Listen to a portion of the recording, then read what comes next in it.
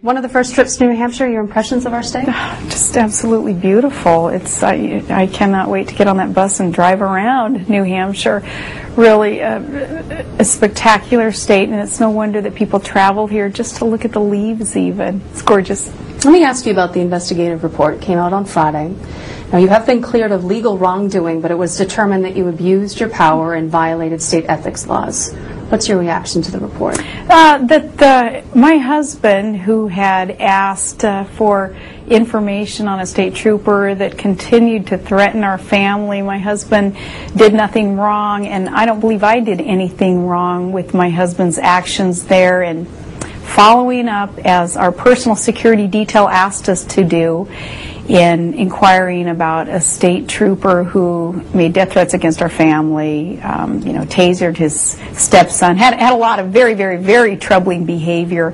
My husband did what I would think any reasonable, normal father would do when his family was threatened, and followed up with the commissioner of the Department of Public Safety to find out if everything was okay there with the trooper. Okay. But my husband followed up with the commissioner of the Department of Public Safety at the behest of the state troopers, and at the behest of, even on the website of the Department of Law in the state of Alaska, the website states right there, if you have an issue with an Alaska state trooper, you go to the commissioner. So that's what my husband did. No pressure ever to hire or fire anyone. The Department of Public Safety Commissioner was replaced because he wasn't fulfilling the mission that I, as the CEO of the state, as the governor of the state, had laid out for him and our other cabinet members to serve best to our ability, the people who hired us. And the commissioner wasn't fulfilling that, and that's why he was replaced. Do you have any concerns at all that you could face penalties on this, the most serious of which would be impeachment by the legislature? No, no fear at all of that.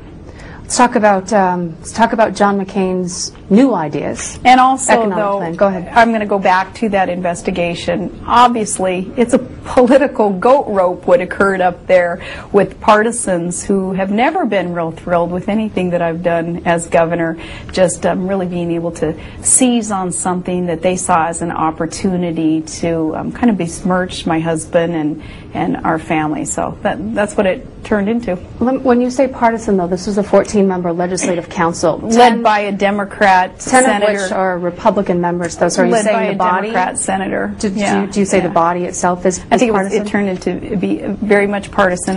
Let's talk about Senator McCain's new economic plans. It includes significant tax cuts. So let me ask you, if the economy is slow and revenue is not coming in like it does during good times, how can you really explain how this plan will work? Really? That suggestion there is that revenue should be coming into government at this time, and that's not what should happen at a time like this.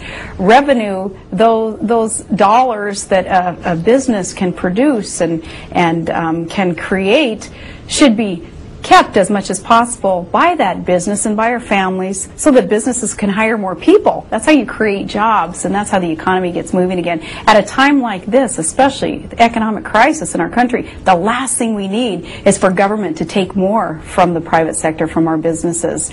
Revenue taken from businesses at a time like that via tax increases will slow our economy even worse than we're seeing right now. We have to let the private sector grow and thrive and prosper in order to create jobs at this time. So John McCain's plan to give these tax cuts and to rein in government growth and government expenditures and get our economy moving again, also via energy independence, putting our nation firmly on a path towards that. That's how we get our economy again.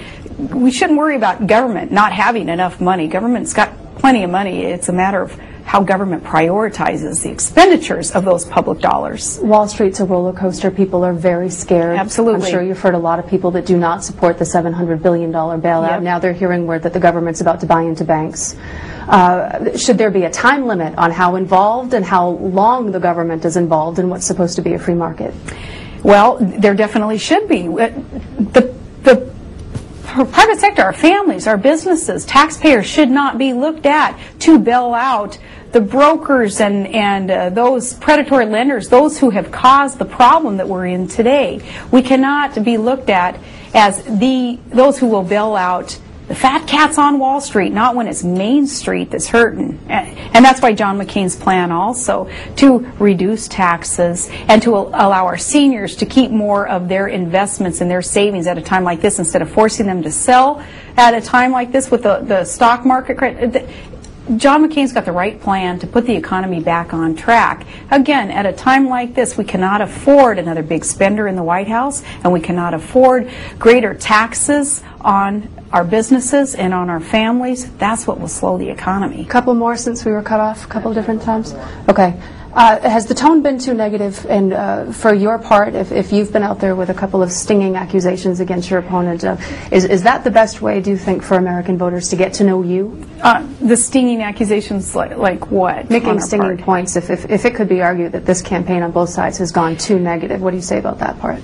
Well, if you give me the specifics about what would be perceived as stinging, what I've done is called Barack Obama out on his record, and that's fair, and that's appropriate, and that's what's best for the American people, is to know what the choices are on November 4th, to understand someone's record, to understand someone's associations, and how that speaks to a candidate's judgment, and how it speaks to a candidate's also their intention and where they want to move the country. I do not think it's negative or mean-spirited at all, not whatsoever, when you call someone out on their record. And of course, when we talk about Barack Obama's associations that he's had in the past and maybe has today, when we talk about Acorn, when we talk about Bill Ayers, those things, they're fair game. In fact, Barack Obama even has kind of called John McCain out on this recently, saying, hey, you know, if you've got something to say it to my face in a debate. So we'll see tonight if John McCain does that. But also, what I think could be perceived perhaps as any negativity is, remember when Barack Obama told his supporters, he said,